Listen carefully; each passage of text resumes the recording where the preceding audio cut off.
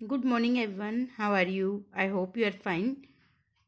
Today we are going to revise question answer of lesson 8, शाम एक किसान. Okay, let's revise. प्रश्न number 1. इस कविता में शाम के दृश्य को किसान के रूप में दिखाया गया है. यह एक रूपक है. इसे बनाने के लिए 5 एक रूपताओं की जोड़ी बनाई गई है.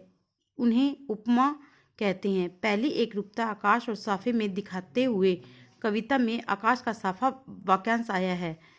इसी तरह तीसरी एक रूपता नदी और चादर में दिखाई गई है, मानो नदी चादर सी हो.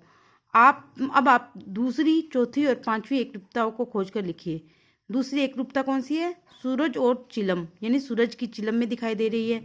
चौथी एक रूपता पलाश के जंगल और अंगीठी, यानी पलाश के जंगल की अंगीठी में दिखाई गई है. और तथा पांचवी एक रूपता अंधकार और भेड़ों के गले, यानी भेड़ों के गले सा में दिखाई गई है. Okay, understand. नेक्स्ट देखिए, शाम का दृश्य अपने घर की छत या खिड़की से देखकर बताइए. शाम कब से शुरू हुई? शाम सुबह सूरज के पश्चिम में क्षितिज पर पहुंचने से शुरू हुई. कब हुई थी?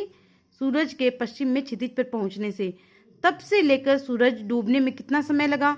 तब से लेकर सूरज डूबने में लगभग आधे घंटे का समय लगा. ठीक है, कितना समय लगा? आधे घंटे का समय.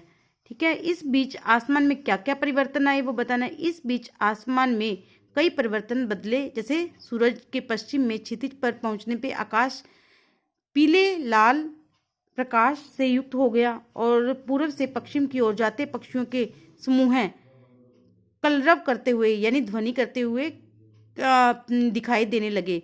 सूरज के डूबते ही पूर्व दिशा में हल्का अंधेरा छा गया.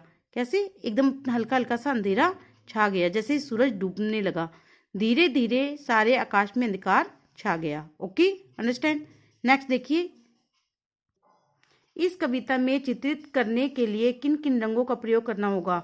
इस कविता को चित्रित करने के लिए नीले, काले, पीले, नारंगी, लाल और हरे आदि रंगों की आवश्यकता है. कैसे? कौन कौन से? देखो, नीले, काले, पीले, नारंगी, लाल और हरे रंगों की आवश्यकता है.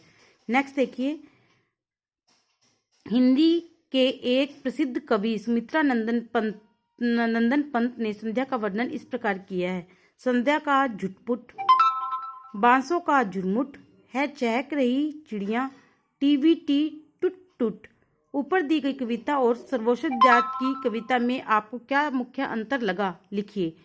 पंत जी की कविता और सर्वेश्वर दयाल की कविता में मुख्य अंतर यह है कि पंत जी ने शाम के दृश्य का स्वाभाविक और यथार्थ वर्णन किया है. देखो, पंत जी ने कब का वर्णन किया है? शाम का स्वाभाविक और यथार्थ. जबकि सर्वेश्वर दयाल ने रूपक और उपमाओं के द्वारा इसका वर्णन किया. किसका? रूपक और अलंकार, उपमाओं के द्वारा. ठीक है. और जो पंत है उन्होंने क्या किया? शाम का वर्णन किया है, उनका स्वाभाविक और यथार्थ वर्णन किया है. Okay, understand. नेक्स्ट देखिए, शाम के बदले यदि आपको एक कविता सुबह के बारे में लिखनी हो तो किन किन चीजों की मदद लेकर आप अपनी कल्पना को व्यक्त करेंगे? नीचे दी गई कविता के आधार पर सोचिए. पेड़ों के झुनझुने बजने लगे, लुढ़कती आ रही है सूरज की लाल गेंद, उठ मेरी बेटी सुबह हो गई.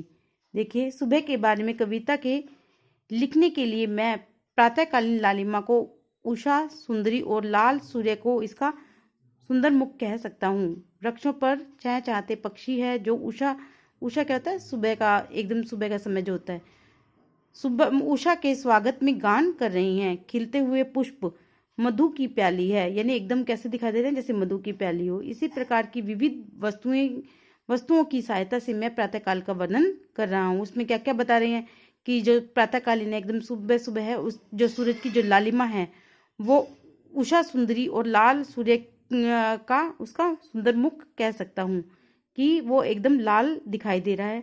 वृक्षों पर चहचहाते पक्षी गा रहे हैं और उषा यानी सुबह के समय में वो इनका गान करके उनका स्वागत कर रहे हैं. खिलते हुए जो पुष्प हैं यानी फूल हैं वो मधु की प्याली लग रहे हैं. और इस प्रकार विविध वस्तुओं की सहायता से मैं उनका वर्णन कर सकता हूँ. ओके, आई होप आपको ये क्वेश्चन आंसर समझ में आए होंगे. आप इसको अच्छे से लर्न कीजिए और इसकी प्रैक्टिस कीजिए. Okay, thank you, have a nice day.